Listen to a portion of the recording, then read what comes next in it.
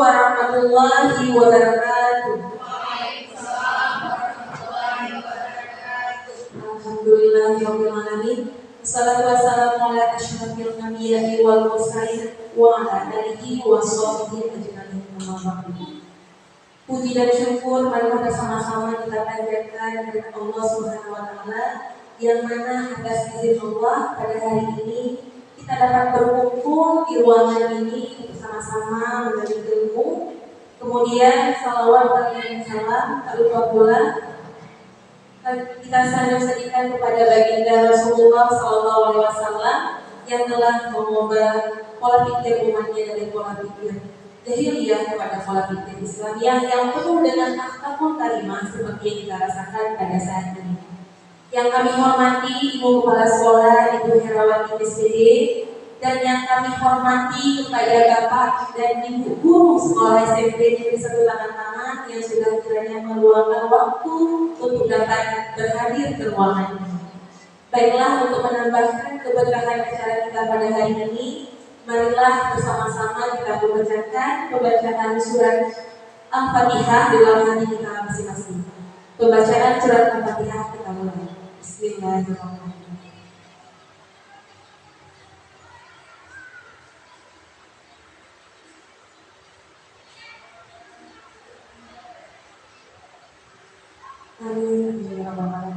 Semoga dengan pembacaan surat Al-Fatihah tadi dapat menambahkan keberkahan acara pada hari ini.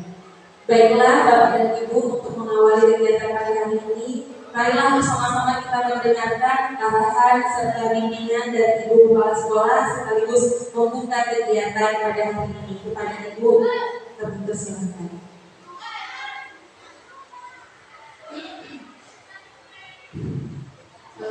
Bismillahirrahmanirrahim. Assalamualaikum warahmatullahi wabarakatuh. Waalaikumsalam warahmatullahi wabarakatuh. Alhamdulillahirabbil alamin. Wassalatu wassalamu ala asyrafil anbiya'i wal mursalin wa ala alihi wa sahbihi ajmain. Puji beserta syukur marilah sama-sama kita panjatkan kehadirat Ilahi Rabbi, yang mana pada siang hari ini kita masih diberi kesehatan sehingga kita masih dapat berkumpul di ruangan yang sederhana ini. Salawat beriring salam marilah sama-sama kita sajikan kepada Nabi besar Muhammad Sallallahu Alaihi Wasallam, yang mana kita telah dibawa dari alam kebodohan ke alam yang berkecukupan.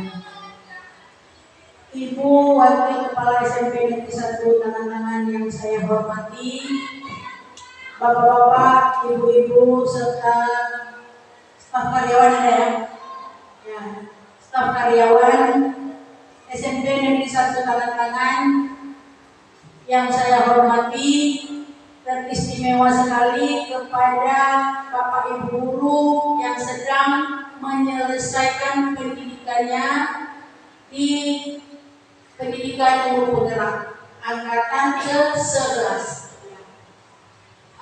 Jadi di sini kita semua diundang. Jadi kan? Kita semua diundang ke dalam ruangan ini. Mungkin sebentar lagi ada beberapa hal yang mungkin mereka ini kegiatan, satu mungkin kegiatan dari pendidikan guru penggerak yang harus mereka selesaikan. Jadi semoga dengan adanya guru penggerak di sekolah kita, nanti sekolah kita mungkin lebih maju lagi ya Bu ya. Mungkin lebih lebih kreatif lagi kita kita satu orang. Jadi tahun ini angkatan 11 ini kita ada tiga orang. Nanti kita ada guru penggerak 4 orang. Alhamdulillah. Jadi semoga nanti ilmu-ilmu yang ada di mereka ini bisa ditransferkan kepada kita, dan nantinya semua kita menjadi guru penggerak ya Pak ya. Biar sekolah kita lebih maju, lebih sejahtera, lebih berkualitas ya. Jadi dalam hal ini saya pun diminta untuk menyampaikan sekata dua kata sekaligus membuka acara ini. Acara ini adalah pengimbasan budaya positif bagi guru penggerak angkatan ke-11. Berarti dengan ini saya nyatakan dibuka. Wabillahi taufiq wal hidayah. Assalamualaikum warahmatullahi wabarakatuh. Waalaikumsalam warahmatullahi wabarakatuh.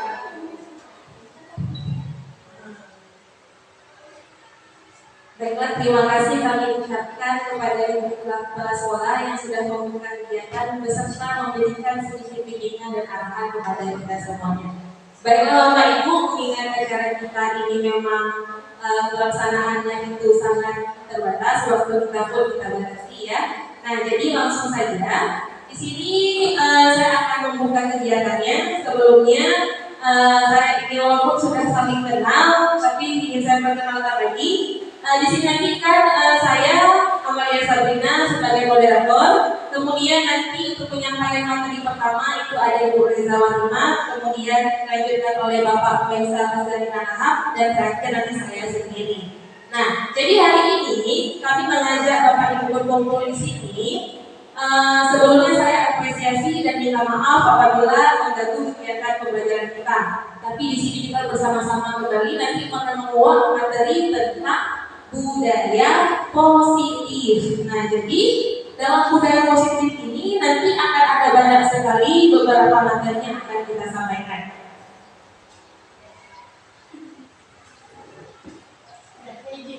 Terima kasih Bu.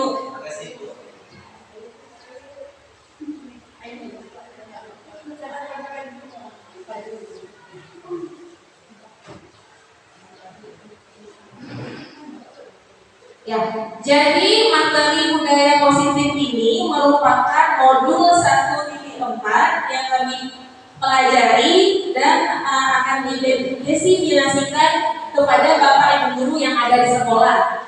Nah, sebelum kita memulai forum ini, dari depan ini sudah ada kesepakatan forum desiminasi. Yang pertama, kita saling menghargai. Yang kedua, berperan aktif selama kegiatan berlangsung. Yang ketiga, menghargai pendapat orang lain. Yang keempat, mengikuti kegiatan sampai selesai. Dan yang terakhir, menjaga kebersihan ruangan kelas. Nah, kira-kira dari kesempatan forum desiminasi ini ada nggak yang perlu kita tambah atau kita kurangkan di Bapak Ibu? Ada yang perlu kita tambah atau kita kurangi atau sudah cukup?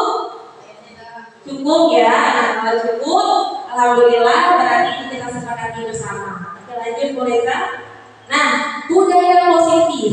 Seorang guru yang baik itu harus memiliki kemampuan dalam mewujudkan budaya positif di sekolah. Bagaimana cara kita mewujudkan budaya positif ini? Tentu nanti ada nilai-nilai, ada keyakinan, ada kebiasaan-kebiasaan yang harus kita terapkan dari sekolah.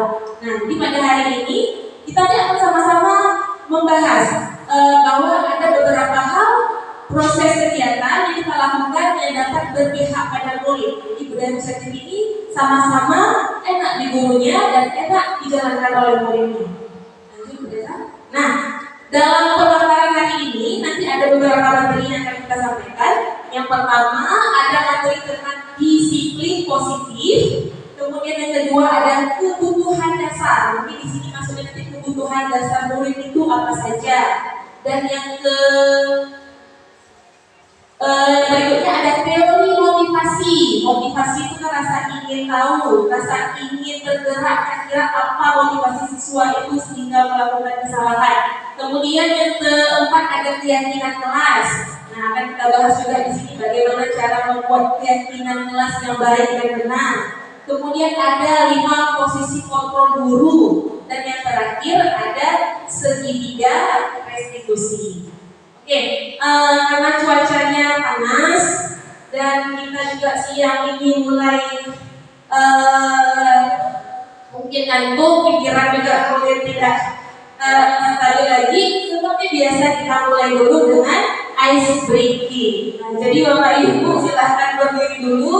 kita refresh dulu pikiran kita supaya sama-sama santai dan bahagia ya.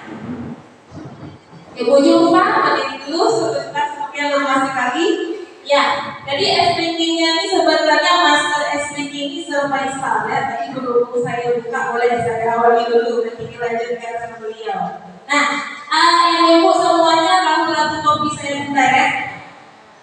Yang mana lagunya? Kopi saya bundar, bundar kopi saya. Kalau tidak bundar, bukan kopi saya. Oke, kita buat pakai gaya ya. Kopi berarti kopi. Saya gini. Bundar, bundar. Naik dua tangan, bundar. Kopi saya bundar. Bundar kopi saya. Kalau tidak bundar, bukan kopi saya. Oke, sekarang semuanya sama-sama bernyanyi ya. Tidak ada yang tidak bernyanyi ya. Pakai gerakan. Ya, sama-sama pakai gerakan ya. Tidak ada yang tidak bernyanyi. Semuanya saya lihat mulutnya ya. Nanti dia mulutnya ya Pak Dedi ya. Ya, bisa bantu. Oke. 1, 2, 3. Kopi saya bundar, bundar kopi saya. Kalau tidak bundar, bukan kopi saya. Oke, semuanya pintar sekali bernyanyi ya. Oke, ya Bu. Nah, sekarang masih yang sama, pakai nyanyi, pakai gerakan, tapi ada bagian yang kita hilangkan. Ada bagian saya, itu nggak boleh pakai suara, cuma gini. Oke. Kopi, ya gitu ya, ya. Oke, sama-sama ya. Nanti ini bisa kita terapkan di kelas sama anak-anak ya. Oke, 1, 2. Kata apa tadi yang tidak pakai suara? Saya. Konsentrasi ya. 1, 2, 3. Kopi bundar, bundar kopi.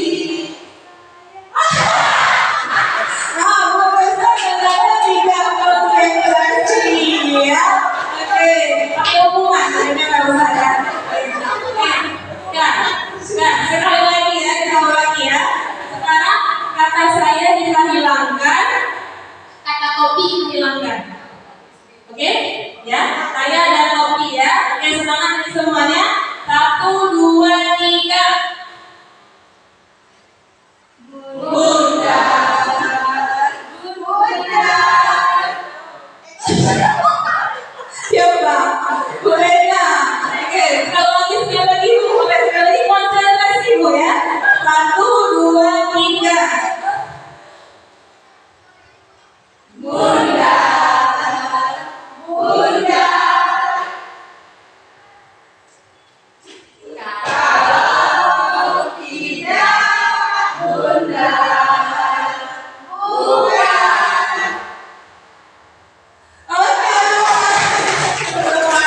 Nah, kalau udah konsentrasi kayak gini, silakan dulu Bapak Ibu ya.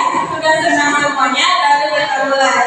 Nah, baiklah Bapak Ibu, di sini ada 6 topik yang akan kita bicarakan di dalam materi budaya positif, yaitu yang pertama itu adalah tentang disiplin positif.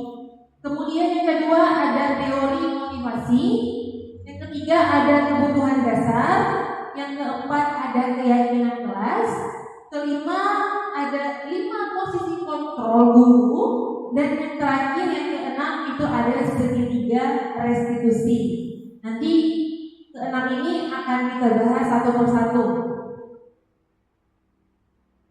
Ya, kita mulai dari yang pertama, yaitu disiplin positif. Nah, mengawali kegiatan budaya positif ini, kita awali dengan disiplin positif.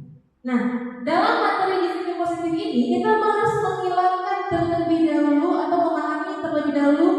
tentang miskonsepsi tentang teori kontrol yang kita jalankan selama ini di sekolah.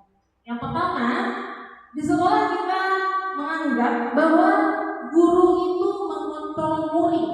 Nah, jadi apapun yang dilakukan oleh guru, seolah-olah di sini gurunya itu mampu mengontrol murid. Misalnya, nah, kerjakan tugas halaman sekian, nanti kamu kumpulkan pukul 1.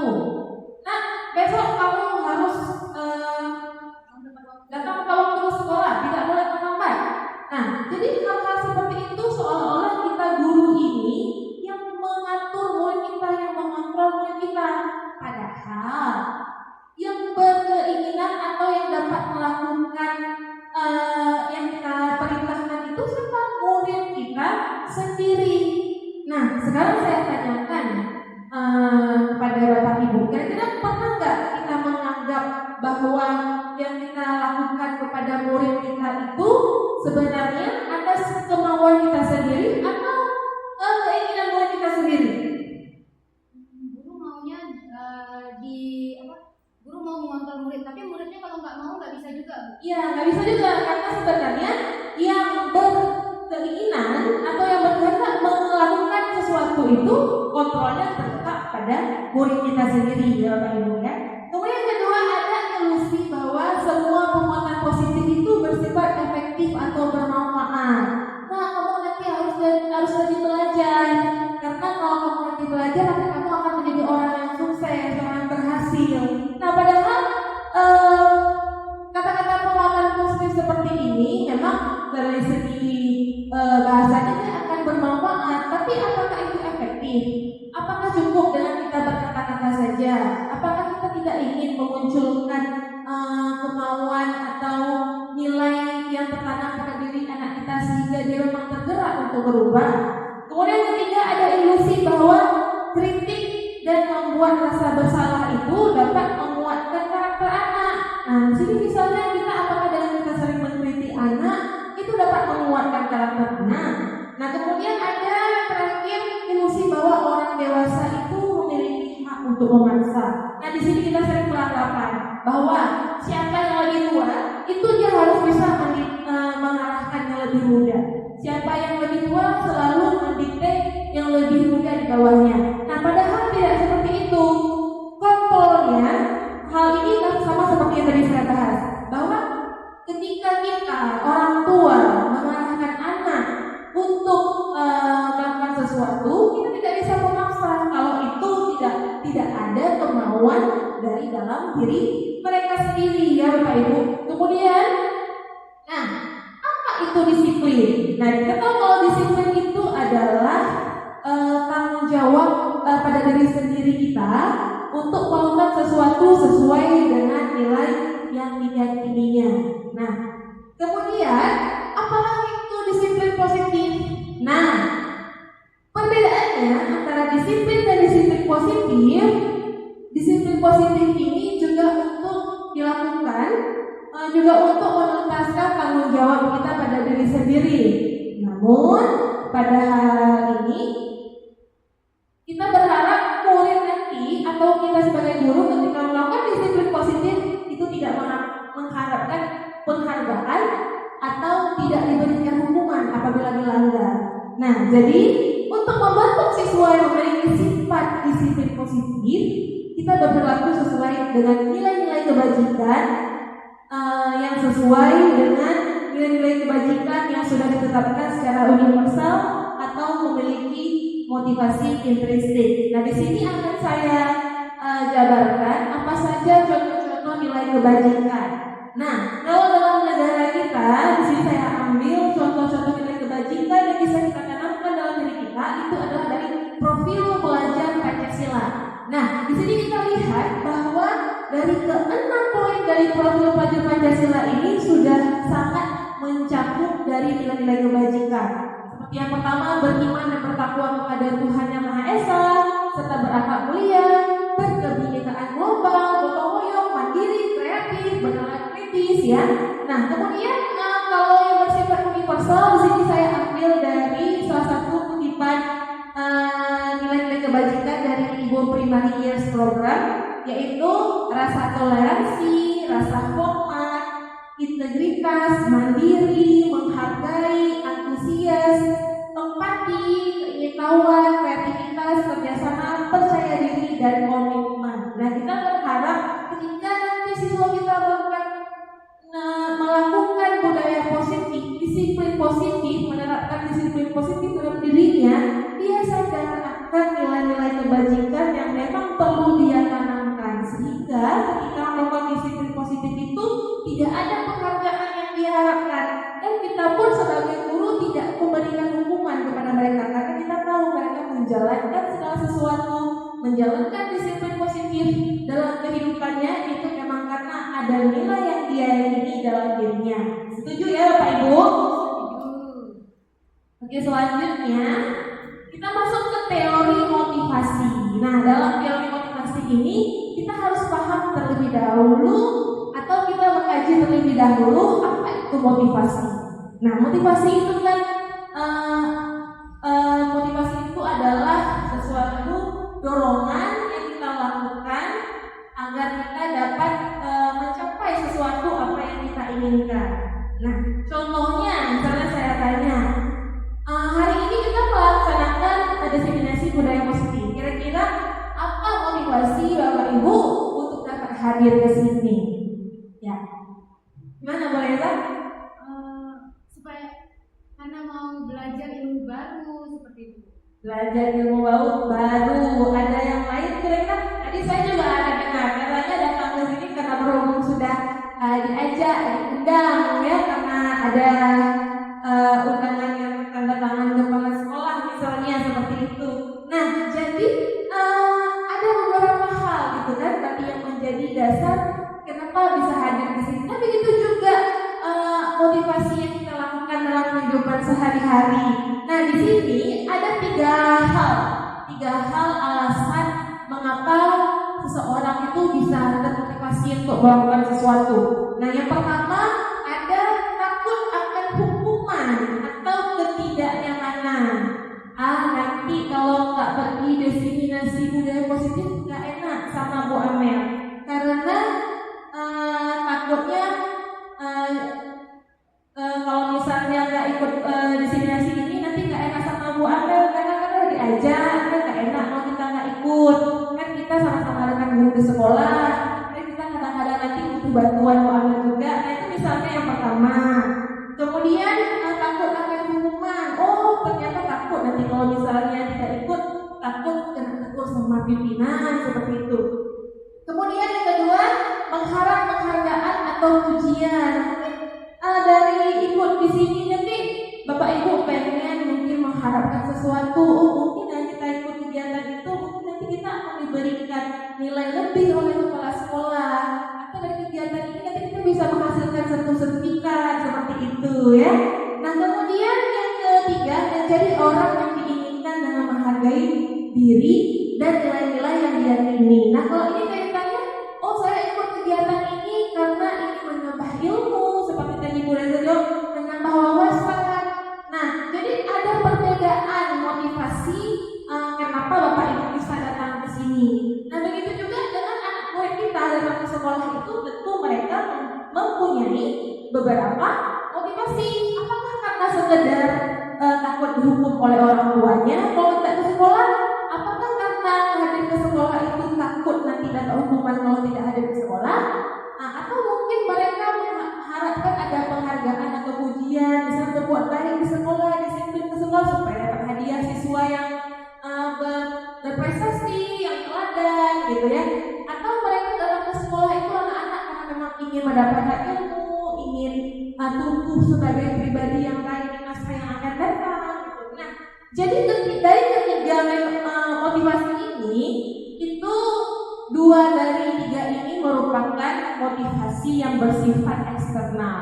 Nah, motivasi yang bersifat eksternal ini sebenarnya tidak baik karena sifatnya itu dia adalah jangka pendek. Nah, jadi yang harus kita terapkan dalam pribadi diri kita atau sebagai guru kita mengarahkan peserta didik kita, itu mereka harus mampu menerapkan motivasi dalam dirinya, yaitu motivasi yang ketiga. Karena motivasi yang ketiga ini sifatnya adalah internal sehingga bisa menjadi jangka panjang dalam diri peserta didik kita. Baik Bapak Ibu, selanjutnya saya lanjutkan. Ya di sini ada hukuman, konsekuensi dan restitusi. Untuk materi ini kita hanya ingin melihat bahwa dari ketiga ini ada perbedaan, walaupun tujuan akhirnya mungkin hampir sama. Nah, kalau hukuman itu dia sifatnya memaksa, menyiksa, memaksa, dan efeknya ini akan timbul jangka panjang, menimbulkan efek jerah pada peserta didik. Nah, sedangkan konsekuensi ini adalah melaksanakan sesuatu itu berdasarkan aturan yang ada. Kita mengajak seseorang untuk taat aturan, dan ini pada dasarnya juga akan menimbulkan efek jerah pada seseorang, namun sifatnya biasanya akan lebih jangka pendek dan tidak berat dibandingkan dengan hukuman. Nah, kalau untuk restitusi setelah saya jelaskan, restitusi itu sifatnya adalah mengajak orang yang berbuat salah itu untuk merenungi kesalahannya dan menemukan solusinya. Dan mungkin nanti akan saya jelaskan pada materi terakhir lebih lengkapnya tentang restitusi. Ya, kita lanjut ke materi ketiga, Bapak Ibu, yaitu tentang 5 kebutuhan dasar manusia. Nah, kita tahu ya bahwa setiap anak yang kita didik itu di kelas bukan satu orang. Kita mengajar bisa sampai 30 anak.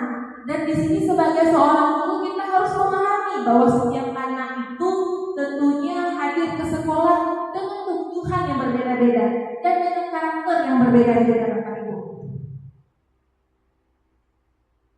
Nah, menurut si William Gosset, dia seorang pakar tentang pendidikan.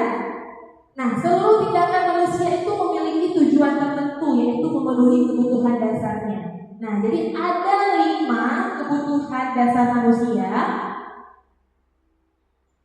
Sebentar, Bapak Ibu.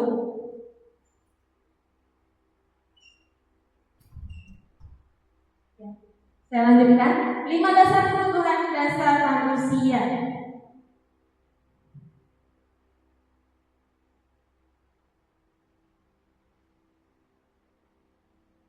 Yang pertama ada kasih sayang, kemudian ada kekuasaan, ada kesenangan, ada kebebasan, dan ada bertahan hidup. Dan kita memahami bahwa setiap anak itu memiliki kebutuhan. Namun apa dampaknya jika kebutuhan itu tidak terpenuhi pada anak kita di sekolah? Tentunya ketika kebutuhan yang dibutuhkan oleh anak itu tidak terpenuhi, nantinya anak itu tentu dia akan memiliki emosi yang negatif di sekolah. Atau mungkin anak bisa terlihat bosan, sedih, kecewa, bahkan dia itu dapat melakukan sesuatu yang bertentangan dengan nilai-nilai kebajikan atau aturan yang sudah dibuat oleh sekolah dan beserta dengan perilaku buruk lainnya. Nah, kadang siswa itu ketika merasakan hal seperti itu, dia tidak bisa mengutarakannya, dia tidak bisa bercerita kepada kita gurunya, tetapi dia mengimbaskannya pada perilaku yang tidak baik di sekolah. Saya akan membahas tentang kebutuhan yang pertama. Kebutuhan yang pertama yang harus terpenuhi dalam diri seorang murid itu adalah survival, yaitu kebutuhan bertahan hidup. Nah, kebutuhan bertahan hidup ini merupakan kebutuhan yang bersifat fisiologis untuk bertahan hidup. Misalnya kesehatan, rumah, makan, dan rasa aman. Dan kita harus memastikan dulu setiap anak kita itu sudah mendapatkan kebutuhan bertahan hidup ini atau belum ketika dia datang ke sekolah. Bisa jadi ada anak kita yang mungkin belajar di sekolah tapi dalam keadaan sarapan pagi. Ada anak kita yang datang ke sekolah tapi dalam keadaan badan yang tidak sehat. Ada anak kita yang datang ke sekolah tapi dalam keadaan tidur yang tidak nyenyak. Nah, tentunya dari berbagai karakter anak ini, dari berbagai kebutuhan anak ini akan mencerminkan sifat atau perilaku yang berbeda-beda, akan menimbulkan rasa semangat yang berbeda ketika menyangkut pembelajaran, terutama di pagi hari.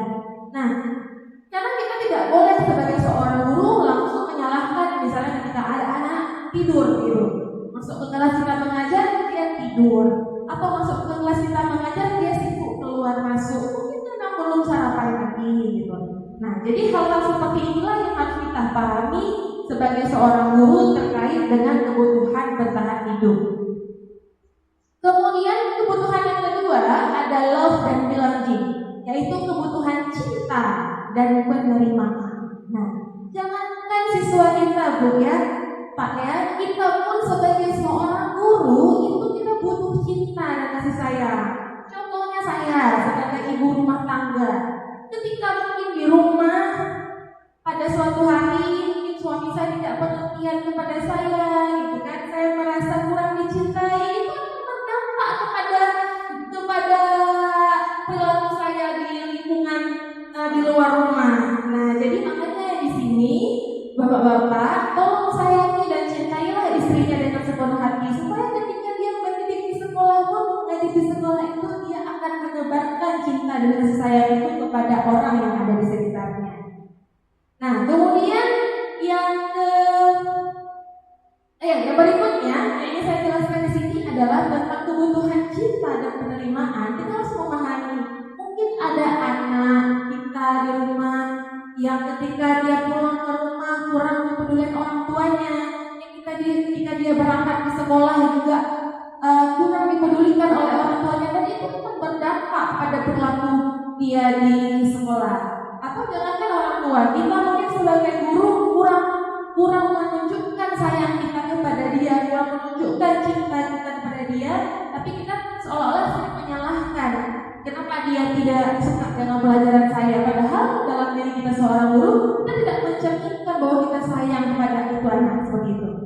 Kemudian yang ketiga itu adalah freedom, kebutuhan akan kebebasan. Nah, kita tahu bahwa setiap anak itu tidak mungkin semua anak itu bisa diam. Ada anak yang dengan karakter kinestetik misalnya, yang memang dalam pembelajaran itu dia selalu ingin kebebasan, dia tidak suka dengan hal-hal yang bersifat monoton, dia itu memang suka bergerak, menyukai hal-hal yang baru, menarik, serta suka mencoba dengan hal-hal yang baru. Nah, contohnya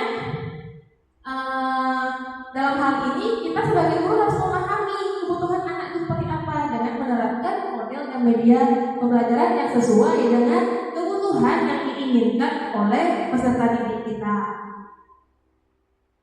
Kemudian keempat ada fun, kebutuhan atau kesenangan. Nah, ini jangankan siswa, kita sebagai seorang guru pun itu perlu adanya kebutuhan kesenangan. Nah, kesenangan di sini saya kaitkan ke kegiatan pembelajaran yang menyenangkan. Tentu kalau kegiatan pembelajarannya itu menyenangkan, siswa itu akan lebih nyaman belajar di kelas. Bayangkan kalau kita menerapkan pembelajaran yang menyeramkan gitu kan, menyeramkan, sering menghukum siswa, tentu siswa itu dia akan merasa tertekan. Nah, jadi makanya kita harus bisa menimbulkan kesenangan ketika dalam proses pembelajaran, dengan harapan siswa itu ketika belajarnya menyenangkan, dia akan lebih mudah menyerap ilmu yang kita sampaikan. Kemudian yang kelima ada power atau kebutuhan akan kekuasaan.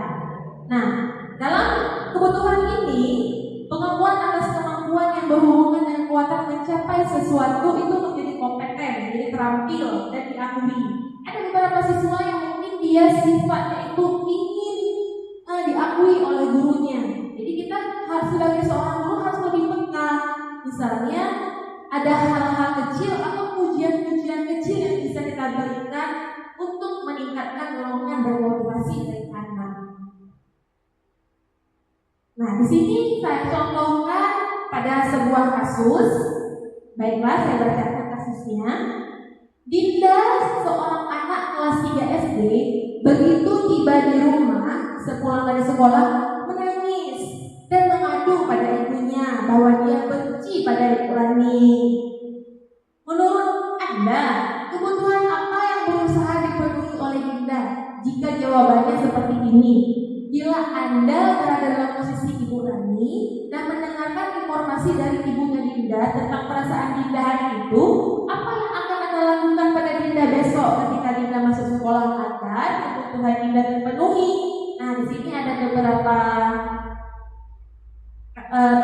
ucapan yang bisa diucapkan oleh Dinda. Misalnya kalau merah, ibu guru tidak menyapaku hari ini, padahal kan aku pakai jaket rambut baru. Nah, kira-kira itu kebutuhan apa yang Dinda inginkan yang dia dapatkan dari gurunya? Kasih sayang, ya benar sekali. Jadi Dinda berharap ibu gurunya itu memberikan pernyataan kepada dia. Wah, Dinda cantik sekali hari ini, jaket dan rambut baru ya nak. Seperti itu harapannya. Jadi kan kita melihat di sini bagi Dinda ini mungkin dia sekitar anak-anak SD yang gitu Bapak Ibu. Jadi dia rasa-rasa seperti itu tuh dia dari hal-hal kecil yang diberikan gurunya timbul perasaan dicintai dalam dirinya seperti itu. Kemudian ada pernyataan kedua, ada Dinda bilang gini, aku sebel gambarku tidak rapi, malah bu guru nunjukin ke teman-teman di depan kelas, kan aku malu seperti itu. Nah, kalau dari yang kedua ini, kira-kira kebutuhan apa yang Dinda butuhkan dari gurunya? Ya, kebutuhan akan penguasaan yang ingin diakui. Misalnya kalau gambarnya tidak rapi kan dia malu kalau ditunjuk sama kawannya. Kemudian yang ketiga ada, aku bosan masa belajarnya cuma gitu-gitu aja dengan bukunya. Nah, mungkin di sini dari pernyataan ketiga kita mengetahui bahwa Dinda itu dia butuh ada proses pembelajaran yang menyenangkan.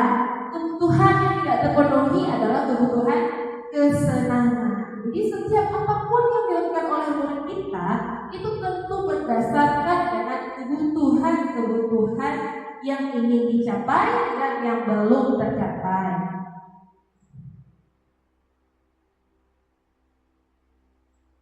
Ya, selanjutnya kita lanjut ke keyakinan kelas atau keyakinan sekolah.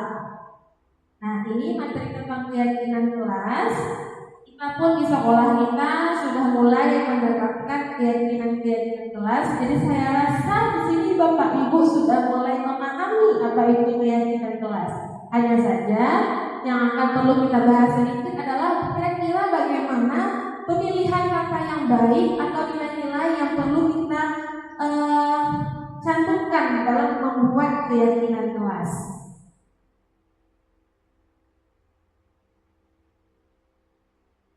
Mengapa Bapak Ibu ingin menggunakan helm ketika mengendarai motor? Nah, tentunya kita menggunakan helm saat mengendarai motor tentu karena kita ingin adanya keselamatan pada saat proses kita berkendaraan.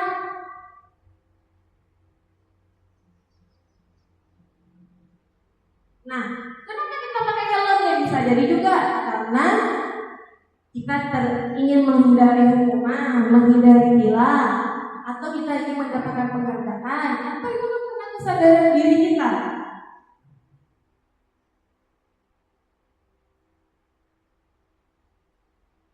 Nah, apa perbedaan peraturan kelas dan keyakinan kelas? Peraturan itu, ya benar sekali Bu.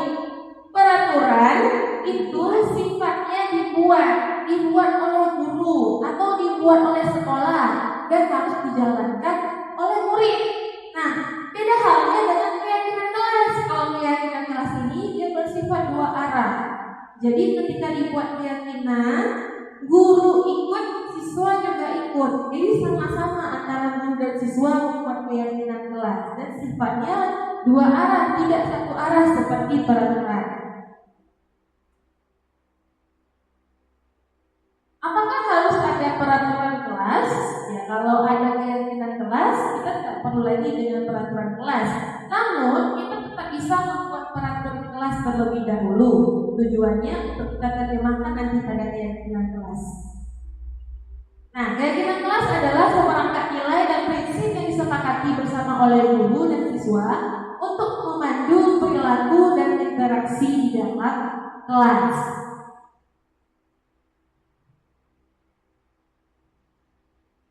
Nah, ini adalah langkah-langkah yang dapat kita lakukan dalam proses membuat keyakinan kelas. Yang pertama, kita harus mempersilahkan murid-murid memberikan pendapat tentang peraturan kelas. Jadi, sebelum kita membuat keyakinan kelas, kita harus membuat kata-kata berupa peraturan kelas terlebih dahulu. Kemudian kita mencatat semua pendapat yang diberikan oleh murid itu, baik di kertas ataupun di papan tulis. Kita persilahkan satu persatu murid kita. Kemudian kita mengubah, kan nanti kalau siswa maju itu kata-kata atau kalimat yang dia tulis mungkin kan banyak berupa kalimat negatif. Nah, harus kita ubah dulu ke dalam kalimat positif. Nah, nanti saya tunjukkan contohnya. Nah, kemudian menemukan nilai-nilai kebajikan atau peraturan-peraturan. Kita harus menemukan nilai-nilai kebajikan pada setiap poin-poin keyakinan kelas yang kita pilih. Dan kemudian kesepakatan yang kita buat tidak usah banyak-banyak. Bisa dari 3, mulai dari 3 sampai 7. Karena tujuannya keyakinan kelas ini adalah dapat diingat oleh siswa. Jangan nanti ketika dibuat terlalu banyak, malah siswa itu tidak dibaca kan keyakinan yang sudah dibuat. Kemudian setelah disepakati, dibuat yang bagus, nanti keyakinan itu baru ditempel di dinding. Dibuat dalam bentuk semenarik mungkin agar siswa senang membacanya. Nah, ini contoh peraturan-peraturan sekolah kelas yang mungkin bisa muncul ketika kita berdiskusi dengan anak-anak. Yang pertama, jangan berjalan-jalan saat belajar. Lalu sering mendengarkan guru, hadir tepat waktu. Nah, jadi ada 11 di sini saya buat. Jangan buang sampah sembarangan, jangan bermain saat belajar, dilarang keluar masuk kelas saat ada guru, dilarang membuat keributan dan lain-lain. Nah, kita ambil contoh misalnya, ketika aturan yang muncul adalah jangan berjalan-jalan saat belajar. Nah, itu kan kalimat negatif. Kita ubah ke dalam bentuk yang lebih positif. Jangan berjalan-jalan, artinya duduklah dengan tertib. Kemudian contoh kedua adalah dilarang keluar masuk kelas saat ada guru misalnya. Itu kan kalimat negatif. Kita ubah menjadi positif, yaitu tertib saat pembelajaran. Atau dilarang membuat keributan. Kita ganti dengan menjaga keamanan dan ketertiban.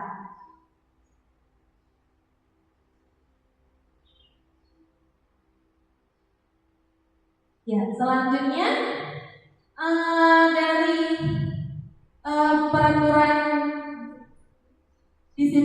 peraturan kelas tadi, maka terbentuklah keyakinan kelas 7, misalnya norma tentang nilai menghormati.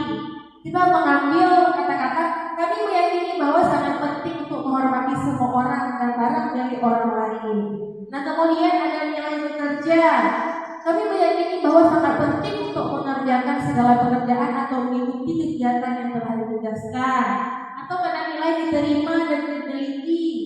Kami meyakini bahwa sangat penting untuk merasa diterima pada suatu kelompok dan saling peduli satu dengan yang lain.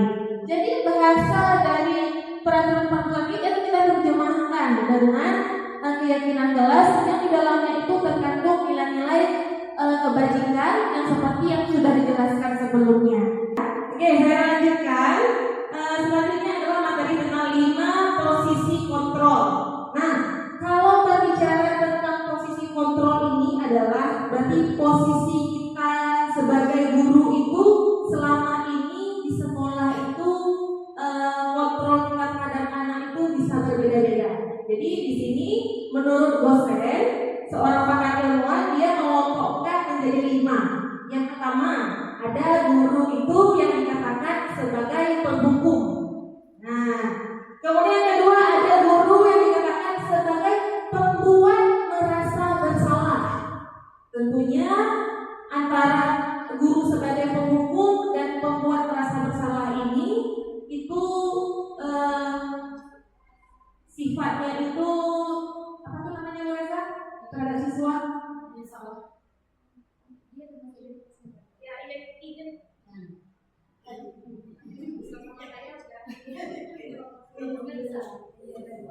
Cek ya. Dia termasuk identitas yang gagal. Kalau misalnya penghukum dan membuat merasa bersalah. Selanjutnya ada guru sebagai teman. Nah, kemudian yang keempat ada guru sebagai pemantau dan yang terakhir guru sebagai manajer.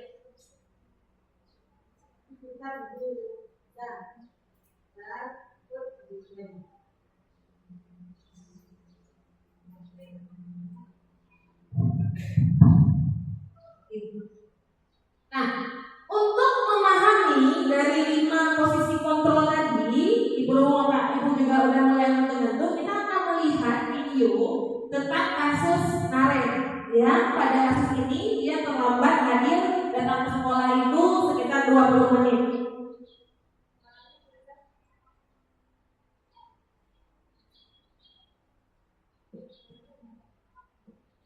Bentar ya, Ibu.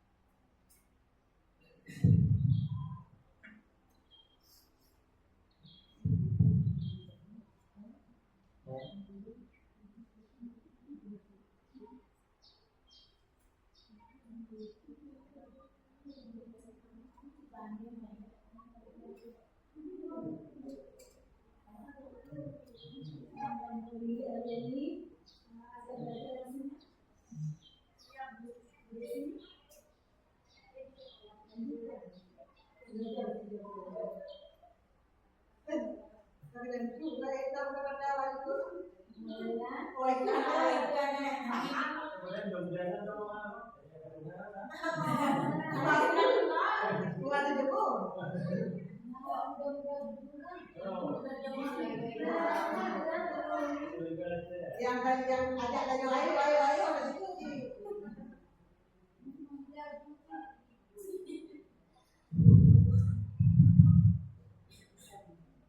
Cek.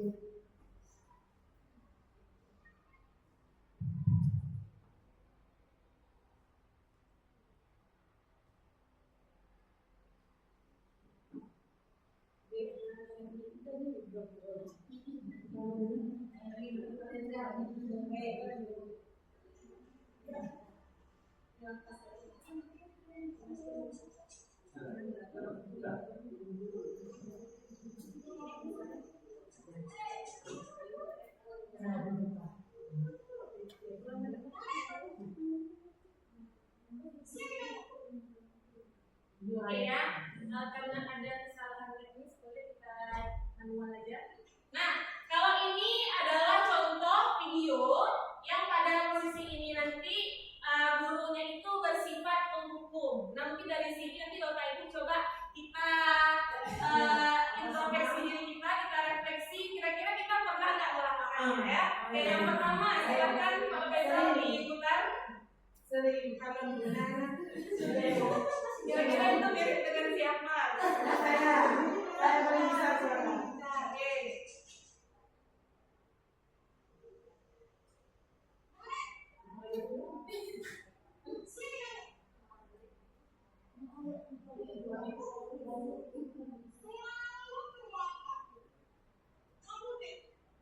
Perhatikan kata-katanya ya, Ibu ya.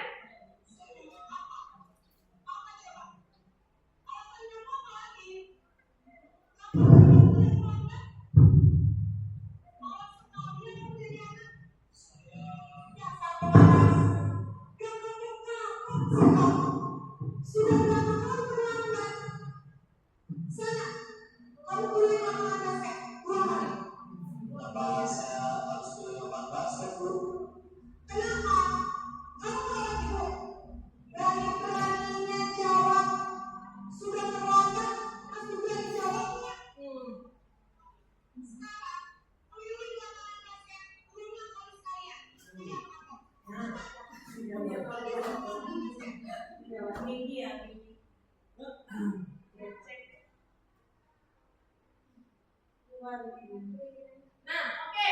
Dari posisi penghukum tadi kita melihat ya. Nah, bahwa kira-kira yang dilakukan guru itu nada berbicaranya pasti itu suaranya tinggi, besar. Tidak mungkin guru itu marah-marah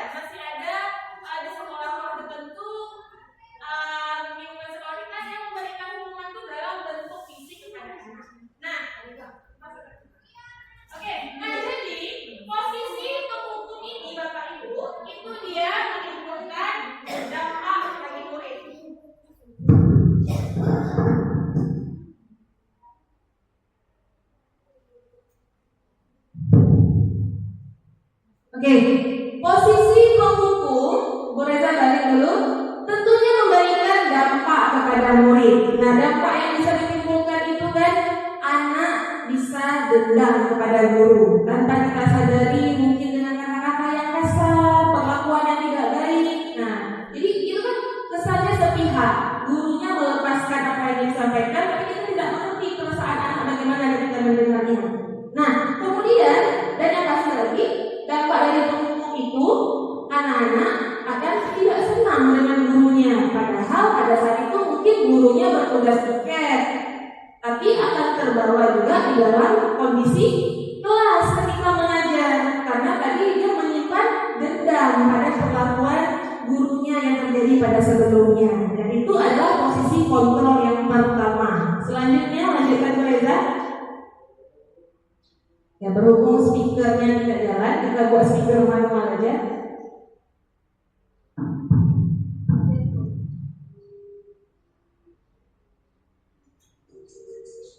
Nah, kalau ini membuat merasa bersalah. Kasusnya masih sama kasus yang ketiga, tapi posisi kontrol gurunya ini berbeda. Bukan menghukum lagi.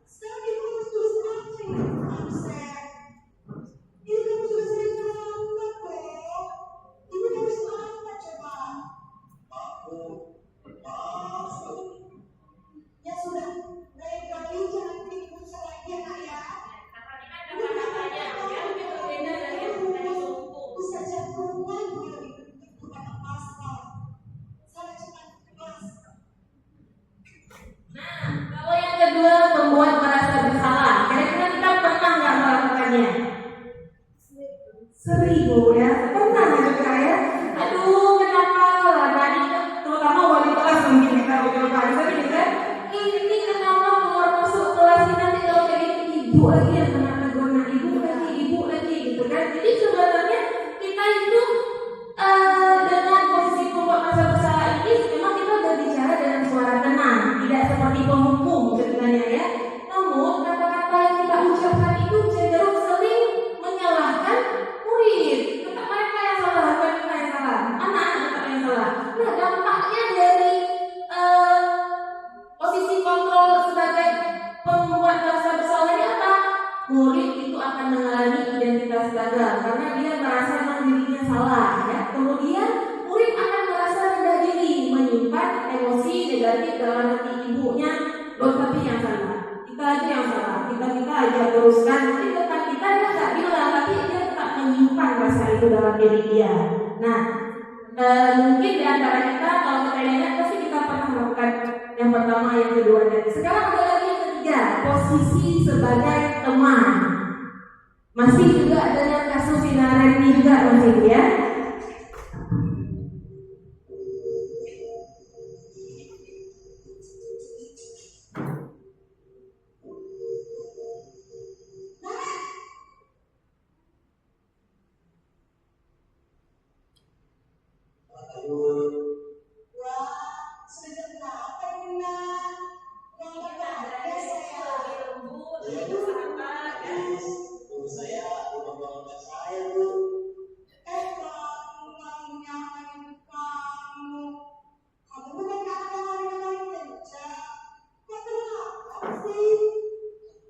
Iya Bu, saya memang bangun tadi, jadi biar saya lincah tetap bersinar Bu.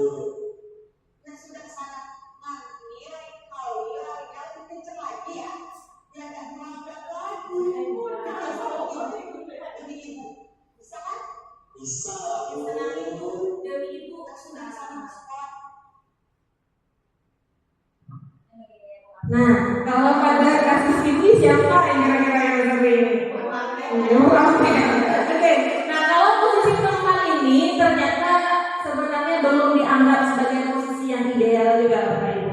Karena dia itu memang bersifat lama dengan murid, dekat dengan murid. Mungkin bukan, kalau ini bisa dicontohkan biasanya sama guru-guru yang muda, misalnya kayak Pak Musa kan, baru tamat-tamat kuliah, lebih bersahabat dengan anak-anak biasanya kan.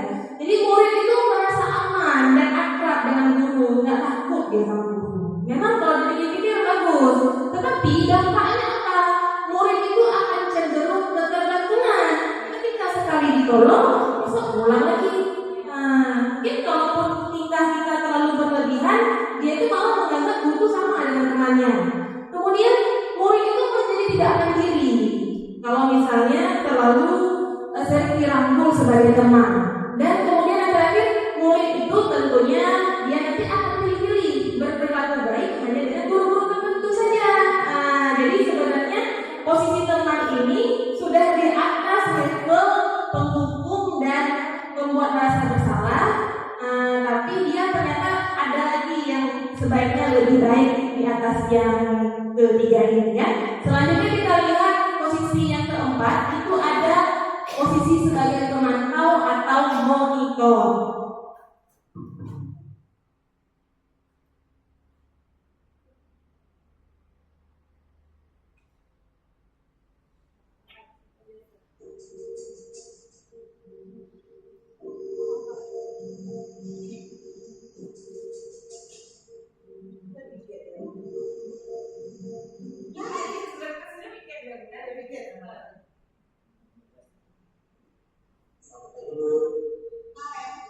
Apa peraturan sekolah kita tentang jam berapa kita harus masuk sekolah? Dia nanti peraturan sekolah mengaitkan peraturan dengan anak-anak yang berkembang. Iya betul. Sekarang sudah jam 7.20. Kalian sudah tahu konsekuensinya jika melanggar hadir. Pak Bu, saya harus tinggal puas pas jam istirahat selama 20 menit. Iya benar, konsekuensinya demikian. Jadi nanti jam 9.30 pas istirahat, kamu harus tinggal di kelas, kerjakan tugas tambahan untuk ketinggalan kamu. Ya. Baik Bu. Nah, kalau posisi Pemantau atau monitor itu mereka itu lebih mengaitkan dengan perlakuannya dengan konsekuensi. Nah, cara dia berbicara itu suaranya datar, tidak emosional dan juga tidak bersenada gurau, netral.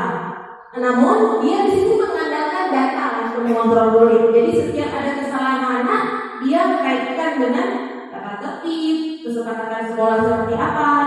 Nah, ternyata posisi pemantau ini juga ada dampaknya. Memang dari segi muridnya dia akan menerima konsekuensi, tetapi dari posisi kontrol memantau ini itu tidak ada nilai kebajikan seperti tadi yang dibahas sama Pak Faisal dan Ibu Reza yang akan dipahami oleh anak. Karena dalam posisi pemantau ini dia anak itu kalau dia bisa melakukan kesalahan, kita tinggal mengaitkannya dengan konsekuensinya. Jadi loh nak, kalau kamu nggak buat kayak gini, kamu nggak tahu kan hukumannya. Kalau kamu nanti tidak sesuai aturan sekolah, berarti harus dipangkas. Kalau kamu nggak pangkas, nanti ibu yang pangkas. Jadi kayak gitu kan. Nah, selanjutnya yang terakhir ada posisi sebagai manajer. Masih dengan kasus yang sama.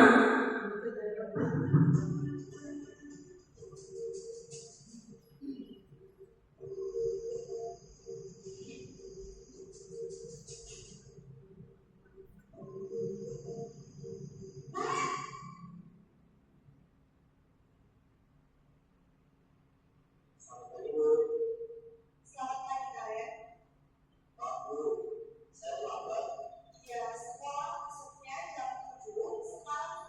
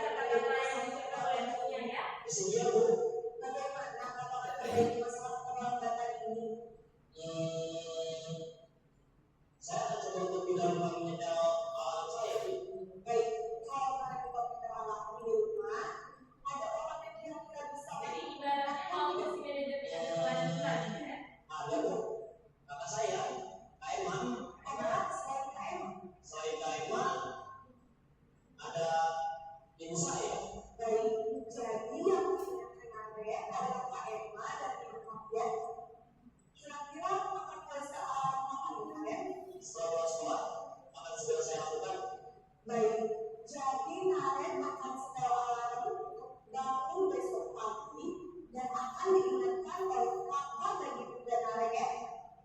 Ada lagi yang lebih perlu dilakukan Naren? Agar tidak terulang baru lagi. Tidak ada, Bu. Baik Naren, terima kasih untuk kerjasama kamu. Sekarang kamu perlu kembali ke kelas untuk belajar. Baik, Bu. Terima kasih. Nah, posisi yang terakhir, posisi manajer. Kira-kira dari video yang ke pemantau dan manajer perbedaannya apa, Bapak Ibu? Oke, kalau yang pemantau tadi di sana kita tidak menanyakan penyelesaian kepada anak-anak agar hal itu tidak terulang lagi. Tapi kalau pada posisi kontrol manajer ini itu suaranya dan nadanya tetap netral sama seperti pemantau. Kemudian kita di sini mengajukan pertanyaan bermakna kepada murid sehingga mereka dapat mencari lagi bagaimana cara menyelesaikannya, bagaimana supaya besok tidak terulang lagi. Kita mengajak anak-anak untuk sama-sama berpikir. Nah, dampaknya apa? Murid menjadi lebih mandiri, kemudian percaya diri, dan yang paling penting mereka dapat memecahkan masalah dari kesalahan yang dilakukannya. Nah, kira-kira dari kelima posisi kontrol ini, posisi kontrol mana yang paling ideal, Bapak Ibu? Tergantung situasi. Misalnya kalau dalam kondisi tertentu kita bisa menerapkan yang seperti apa? Tergantung di posisi. Kalau anak terlambat, dia udah beberapa kali terlambat, itu udah dikasih posisi manajer. Ya. Sama itu kan melalui posisi manajer kita udah ingatin, kemudian posisi kontrol sudah kita ingatin dan berkelanjutan sehingga dampak-dampak yang telah kita lakukan dan ingatkan itu masih belum bisa untuk membuat murid itu datang tepat waktu atau mematuhi peraturan di sekolah, maka hal itu dikembalikan ke anak itu sendiri. Iya, benar sekali ya penjelasan kamu sekalian. Berarti memang sebenarnya dari kelima posisi kontrol ini, posisi kontrol yang paling diharapkan itu adalah posisi kontrol manajer. Tapi memang di sekolah kita juga bilang selalu manajer, selalu posisi kontrol tidak mungkin juga. Kita bisa naik turun di sini. Tapi kalau yang paling idealnya itu dia ada posisi kontrol manajer. Karena kenapa? Dari kelima posisi kontrol ini, kalau di posisi kontrol manajer itu kita mengajak murid untuk mengintrospeksi dan melakukan perbaikan atas kesalahan apa yang dibuat. Nah, kalau dua posisi yang tidak diharapkan kita lakukan itu adalah penghukum dan membuat merasa bersalah ya. Mungkin memang dalam prakteknya akan sulit untuk kita lakukan, tetapi setidaknya kita sudah tahu bagaimana teori yang sebaiknya kita terapkan sebagai seorang guru yang baik ya. Oke, lanjut Pak Faisal. Materi selanjutnya adalah tentang segitiga restitusi. Nah, tadi Pak Faisal juga ada menyinggung tentang segitiga restitusi. Nah, apa itu segitiga restitusi? Segitiga restitusi adalah proses menciptakan kondisi bagi peserta didik untuk memperbaiki kesalahannya. Nah, mungkin tadi dicuplikan video kelima itu juga tersirat bagaimana proses melakukan restitusi. Nah, dalam melakukan segitiga restitusi itu ada 3 langkah yang kita lakukan. Yang pertama adalah menstabilkan identitas. Nah, ini kaitannya Bapak Ibu, misalnya kita ingin menyelesaikan anak-anak yang bermasalah, ada 3 langkah yang bisa kita jalankan. Tahapan yang pertama adalah menstabilkan identitas. Nah, di tahapan ini kita kalau anak buat salah itu sebaiknya memang tidak langsung kamu lagi salah, tapi kita ajak anak itu duduk bersama kita. Kalau di sekolah kita kan ada aturan membimbing anak itu dari guru mata pelajarannya dulu. Kalau guru mata pelajaran 3 kali tidak berubah, baru kita antarkan ke wali kelas dan seterusnya. Nah, apa yang harus kita lakukan dalam menstabilkan identitas ini? Kita membuat anak itu dia merasa bahwa tindakan yang dia lakukan itu manusiawi. Kita membuat anak itu merasa posisinya lebih nyaman.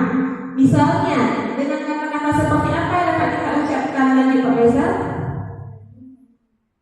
Lanjut. Ya, misalnya, nah, berbuat salah itu sebenarnya tidak apa-apa loh. Nah, semua orang itu pasti pernah buat salah. Dulu Bu Anda waktu sekolah seperti kalian juga sering terlambat. Bahkan sampai sekarang pun ada juga yang terlambat. Jadi sebenarnya berbuat salah itu memang semua orang buat salah, bukan kamu saja. Dan di sini kenapa Ibu panggil kamu? Bukan berarti Ibu ingin menyalahkan kamu. Ibu mau mencari bagaimana cara supaya kita bisa menyelesaikan masalah kamu. Itu adalah tahap pertama dari segitiga restitusi, yaitu menstabilkan identitas anak. Karena ada anak-anak yang waktu dipanggil misalkan, ibu itu saya lagi, selalu saya kata, malu saya katakan, sini dulu kamu nak, duduk dulu. Nah, itu kita stabilkan dulu identitasnya supaya anak tadi dia dari rasa takut dipanggil, dari rasa tertekan dia lebih stabil, kan? Oke, selanjutnya yang kedua ada validasi tindakan yang salah. Setelah kita menstabilkan identitas, langkah kedua yang kita lakukan adalah validasi tindakan yang salah.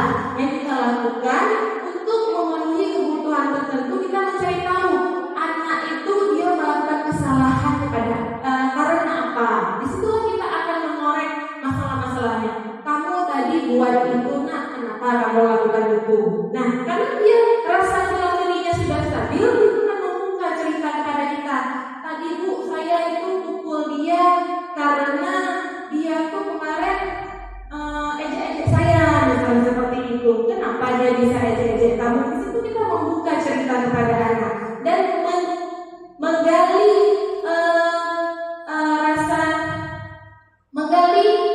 pada diri anak bagaimana dia cari solusi agar hal tersebut tidak terjadi lagi. Jadi tahapan kedua yaitu validasi tindakan yang salah. Kita di sana menanyakan alasan dia berbuat salah dan menggali kemampuan pada diri dia untuk mencari kira-kira hal seperti apa yang bisa dia lakukan untuk memperbaiki kesalahannya.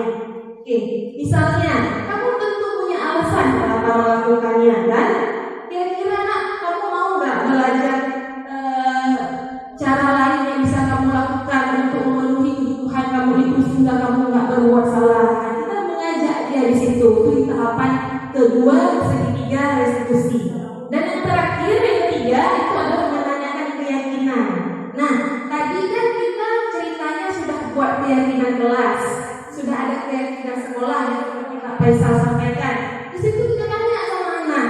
Setelah kita stabilkan dia, kita tanya kesalahan dia, apa tadi kita bertanya, kira-kira nah dari kesalahan yang kamu buat ini, kesalahan mana ya? Tindakan apa yang tidak sesuai dengan keyakinan kelas kita buat? Misalnya, tadi kasusnya dia terlambat datang ke sekolah. Kan kita ada keyakinan di kelas misalnya disiplin dan tepat waktu, tidak keluar masuk kelas. Nah, berarti ini sudah melanggar keyakinan kelas ya dalam kategori disiplin terhadap waktu. Nah, atau mungkin ada keyakinan-keyakinan kelas yang lainnya.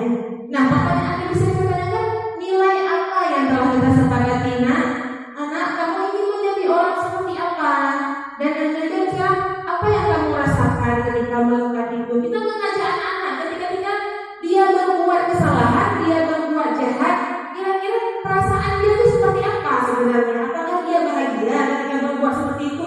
Kita mengajak anak-anak untuk berefleksi. Nah, mungkin dalam prakteknya mungkin kita merasa ini akan sulit ya Pak ya, tapi alangkah baiknya pelan-pelan kita mencoba tahapan dari segitiga restitusi ini untuk menyelesaikan masalah sekolah. Dan saya rasa kalau misalnya bersama-sama kita menerapkannya, insya Allah tidak ada kasus anak-anak kita itu yang banyak yang sampai ke BK, yang sampai ke kesiswaan. Kalau kita memang dalam tahapannya betul-betul mengarahkan dan membimbing mereka dengan baik. Oke, mungkin penjelasan sudah sangat panjang dan lebar dari kami bertiga. Kira-kira dari Bapak Ibu ada nggak yang mau bertanya? Kita buka sesi diskusi sekitar 5 menit atau 10 menit. Satu saja pertanyaan. Ada? Karena sudah siang. Gimana Bu Lili, ada? Oke. Oke, boleh dari Bu Lili. Mikrofon apa enggak ya?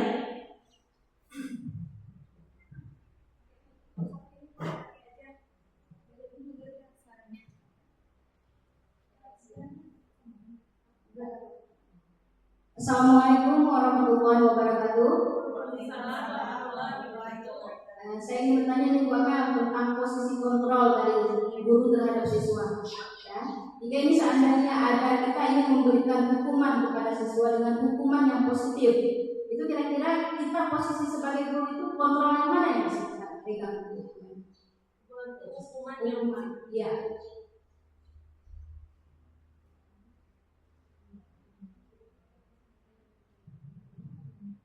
Ya, hukuman yang bersifat positif ya. Nah, sebenarnya Bu Lili ya, kalau dari teori ini itu tidak ada cerita hukuman yang bersifat positif. Hukuman itu tetaplah hukuman.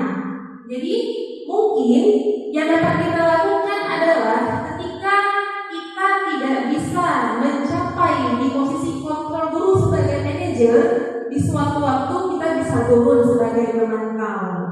Di suatu waktu kita juga bisa turun sebagai teman, tapi diharapkan kita tidak turun di yang penghukum dan pembuat merasa bersalah tadi. Nah itu bisa naik turun, dia boleh tidak apa-apa. Tapi kalau sesuai teori kan memang yang hukuman itu tetap sifatnya itu tetap menimbulkan efek jera dan jangka panjang pada anak-anak. Contohnya kita sendiri waktu mata sekolah pasti ada hukuman-hukuman yang selalu terkenang sepanjang masa. Walaupun kadang-kadang hukumannya itu bersifat mendidik ya Bu ya, misalnya mungkin tidak hafal surat apa misalnya daripada disuruh hafal, disuruh hafal 10 ayat, kadang-kadang nggak bisa tambah 30 ayat. Sebenarnya kan itu positif sebenarnya kan, tapi bisa juga tetap hukuman namanya. Tapi yang kan namanya kita mungkin bisa mengubah di posisi apa tadi di bawah manajer pemantau. Nah pemantau itu kan dia tadi sifatnya bukan menghukum tapi memberikan konsekuensi dari tindakan yang dia buat. Tapi memang kalau yang paling ideal itu dia di posisi manajer. Mungkin dari Bu Reza dan Pak Faisal ada yang menambahkan? Sedikit saya tambahkan tentang hukuman. Seperti dibilang oleh Bu Amel, di disiplin positif kita hindari yang namanya hukuman. Minimal kita berikan konsekuensi. Konsekuensi yang diberikan juga harus ada kaitannya dengan pelanggaran yang dilakukan. Misalnya pelanggaran siswanya itu tidak mencatat, berarti konsekuensinya mencatat yang ditinggalkan. Seperti itu. Jadi ada kaitannya. Jangan misalnya dia tidak mencatat, hukumannya berlari lapangan. Itu jauh sekali. Jadi diharapkan konsekuensi yang diberikan itu terkait dengan masalah, terkait dengan materi yang diberikan oleh gurunya. Seperti itu. Mungkin itu saja dari saya. Ada lagi dari Ustaz? Sudah? Oke. Baiklah Bapak Ibu, mungkin pemaparan kita pada hari ini saya rasa cukup panjang dan lebar, tapi mungkin juga belum maksimal apa yang kami sampaikan. Kami berharap di sini dari sedikit yang kami sampaikan, tapi ada beberapa ilmu yang dapat Bapak Ibu serap. Dan saya dan teman-teman mengucapkan terima kasih sebesar-besarnya kepada Bapak Ibu yang sudah sangat mendukung kami dalam menjalankan program pendidikan guru penggerak ini. Dan kiranya dalam menyampaikan materi ini kami ada kesalahan dalam mengucapkan kata dan ada yang merugikan Bapak Ibu sekalian, kami mohon maaf yang sebesar-besarnya. Baiklah, untuk mengakhiri acara ini mari sama-sama kita mengucapkan alhamdulillahirabbil alamin. Sekian saya akhiri dengan wabillahi taufiq wal hidayah. Assalamualaikum warahmatullahi wabarakatuh.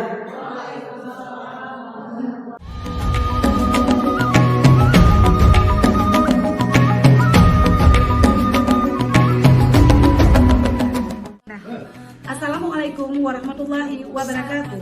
Saya Nur Hadibah, guru IPA. Saya sangat senang sekali dengan kegiatan pada hari ini tentang diseminasi budaya positif. Hal ini menambah wawasan saya sebagai seorang pendidik dalam menerapkan budaya positif di lingkungan sekolah. Semoga Bapak Ibu calon guru penggerak menyelesaikan pendidikan dengan baik dan lancar. Semangat! Assalamualaikum warahmatullahi wabarakatuh. Kita bernafas dalam sila-silanya, kita belajar